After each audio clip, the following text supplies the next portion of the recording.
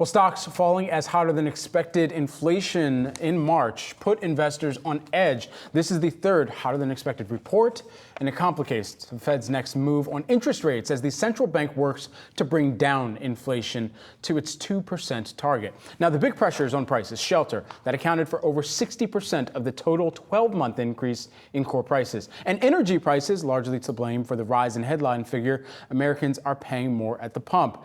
Here with more, we've got Steve Sosnick, who is the Interactive Brokers Chief Strategist, alongside Chris Versace, Tematica Research Chief Investment Officer. Great to have both of you here with us today. You know, first and foremost, I gotta wonder here, Steve, what went through your mind when you saw this report come out, when you saw the figure drop, and you see the market reaction like this? Good morning, Brad. Literally, I tweeted my first response, which was just gulp. It was a bit of a stunner because, when you think about it, we really were unchanged on these metrics versus month over month. And remember, it's much more sensible to look month over month than year over year because you want to see where the 1 month of fresh data is rather than the 11 months of old data is. Within a matter of seconds, my thoughts changed to, how can the Fed really consider cutting interest rates in this environment? Remember, the Fed has the dual mandate. Full employment, which we saw as recently as last Friday, still seems to be in place, and stable prices, which we got another reminder today that part of the mandate is not in place. So you don't have the ability to cut rates. The market's adjusted to that. And I think the market was really just not in the mood for an upside surprise in inflation, and this is the result of what we're seeing in the bonds. The bond market certainly is not in love with these numbers. Chris, I was taking a look at your Twitter or X or whatever we're calling the today profile as well, and you were of the same thinking. I mean, fewer rate cuts than expected coming. So what does the reality of that look like here as we go into now and are in the midst of the second quarter and now staring down perhaps a back half of this year type of cutting environment, if any cuts at all? So I will say this, Brad, I wasn't very surprised by the hotter than expected print. And if we follow the data, you look at the March PMI reports, input prices, selling prices moving higher. We look at some of the wage data, even comments found in yesterday's March NFIB Small Business Optimism Index, small businesses in particular, struggling with inflation. So not overly surprised, but I think when you look at the data, particularly the core CPI on a year-over-year basis for the last 6 months, it's trapped between this 3.8%, 4.0% range, effectively stalling out from the progress we saw in 2023, the first 6 to 9 months. So I really do think that the Fed is, they're in a very tough position here, and we are seeing rate expectations fall. I've been in the camp that we would probably see 2, maybe 1 rate cut. And I think the market is coming around to that.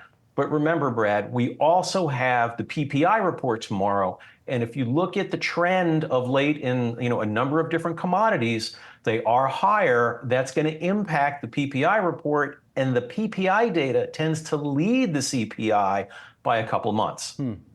And certainly here, I mean, markets can be upset. They can ingest this data for a period of time and have the reaction like we're seeing right now. But then eventually strategy has to emerge. And Steve, I wonder if there are any pockets of resilience that you're seeing even amid the pullback that we're watching right now.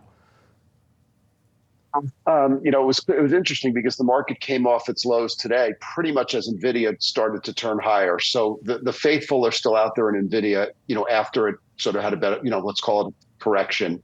I think some of that weakness we saw recently in NVIDIA had to do with taxes. I think a lot of people who traded in and out of it successfully in 2023 have to pay the tax man on Monday.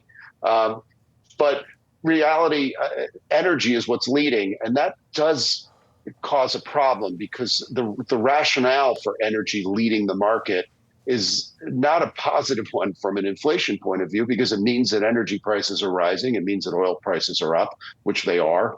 One can argue we've put in a relatively medium-term double bottom in the price of crude.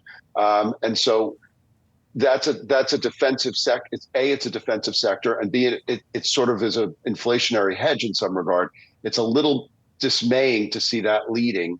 Although right now it's a safe haven because most of the big energy stocks pay a solid dividend and add a little bit of ballast to your portfolio. But it's not a great sign for the markets going forward necessarily. I mean, not a great sign and not a great time as well. I mean, it's coming up as a prelude here for earnings season. And so, Chris, I wonder, if you're thinking about some of this weakness and how that carries through this post-economic data and how that carries through to this earnings season that's teeing off.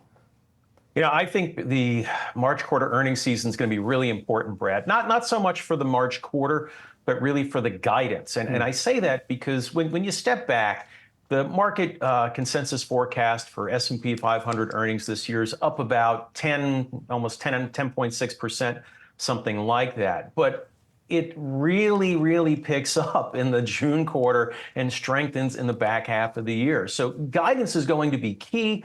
How do these inflation factors fit in? Are companies still spending in areas we think they are? AI, data center, cloud, infrastructure spending in other areas. That's what we're going to want to see.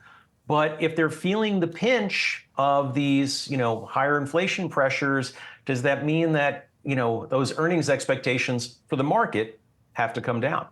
Steve and Chris, I know our team was lighting up your phones trying to get you to come on, and this is the reason why. Great analysis and insight and perspective as always. Thanks so much for taking the time. Steve Sosnick and Chris Versace.